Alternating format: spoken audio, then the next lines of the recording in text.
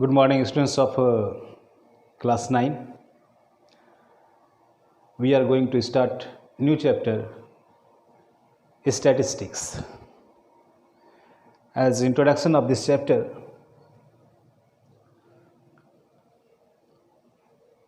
statistics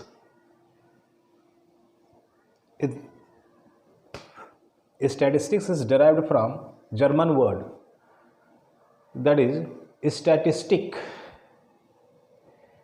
The meaning of statistic is the political state.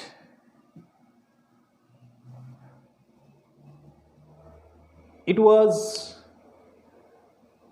earlier statistics was related with the counting of population.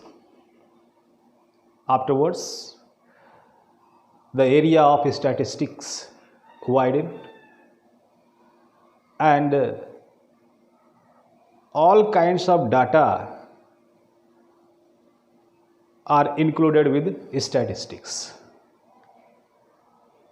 All kinds of collection of data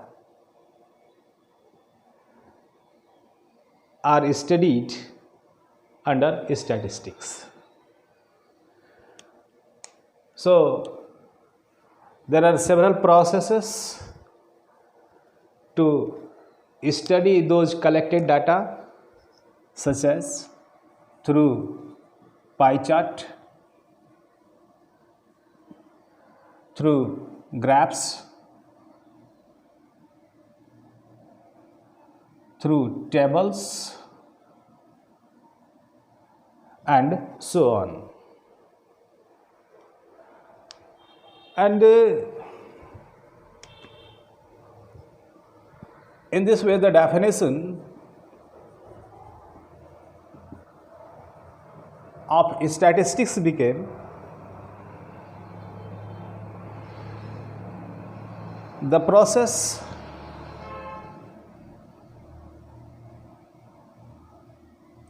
of collecting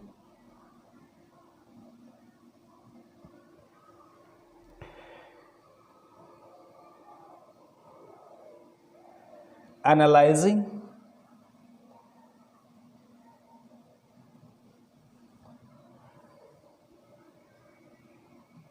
interpreting,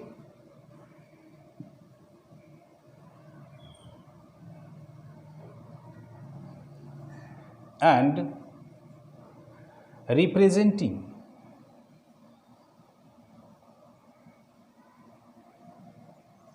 of data is statistics. This is also a branch of mathematics. Under this branch of mathematics, the collected data,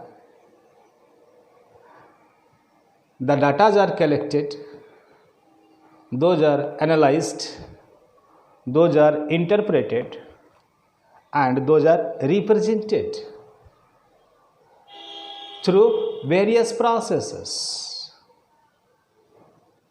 Those may be pie chart, graphs, tables, and so on. So this branch of mathematics, under which the data are collected, the data are analyzed, the data are interpreted, and the data are represented through various processes such as pie chart, graphs, and tables is called statistics. I repeat this introduction. This much is the introduction in short. This word is derived from German word. Earlier, statistic was used. The meaning of statistic was political state, and the process through which the population was counted. That process was known as statistics. As per time, the area of statistics increased, widened. All kinds of data were included in statistics, and the processes to represent those data are also different. And in such a way, we established the definition of statistics, that statistics is a branch of mathematics under which the data are collected, analyzed, interpreted, and represented through various processes such as pie chart, graphs, tables, and so on. So this became the introduction of statistics.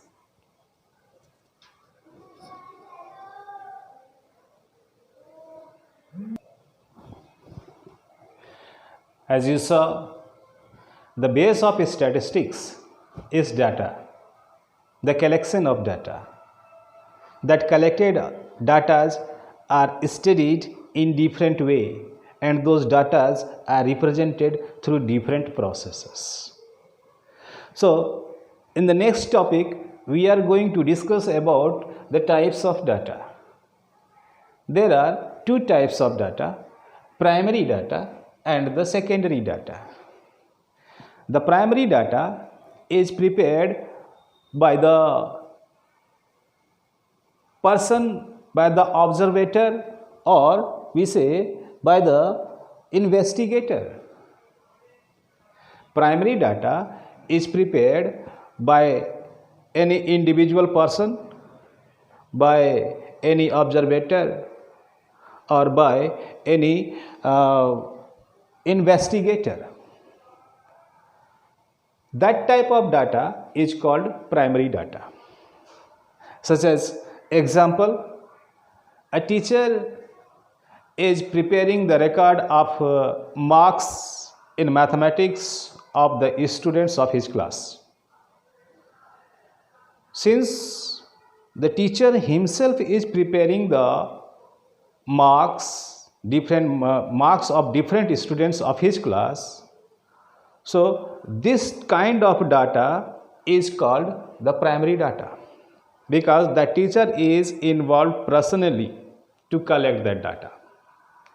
And the secondary data, the data is prepared by someone, but the investigator is using that prepared data. The data is prepared by someone, but the investigator is using that data. I want to give example such as the population growth, the average rainfall, the literacy rate, the rate of infant child death. So all these data are prepared by someone, but these data are used by the government. So this kind of data is called the secondary data.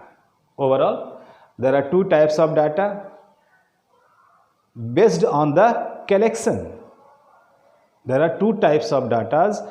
There are two types of data based on collections. The first is the primary data and the second is the secondary data. In the primary data, the investigator is involved himself, but the secondary data, the data is prepared by someone, and that prepared data is used by the investigator. That is the secondary data.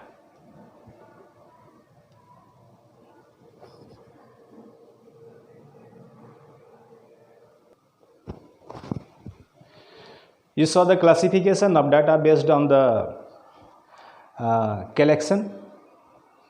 There are two types of data, primary data and the secondary data. If the investigator is involved himself, then that prepared data is called the primary data. Example, the teacher had collected the marks of mathematics of a class. Since the teacher is involved himself in this collection of data, in the preparation of data of the marks of mathematics of his class, so this kind of data is called the primary data. And the secondary data, the data is prepared by someone, and that prepared data is used by the investigator, such as the literacy rate is prepared by someone, the average rainfall of the region is prepared by someone, the population growth is prepared by someone, but all these data are used by the government. So this kind of data is called the secondary data. Now the second classification of data is based on the presentation of data. Second classification of data is based on presentation of data, in which form the data is presented. This classification is based on that thing. So on the basis of presentation of data, data is classified into two: raw data or ungrouped data, and second, arranged data or grouped data.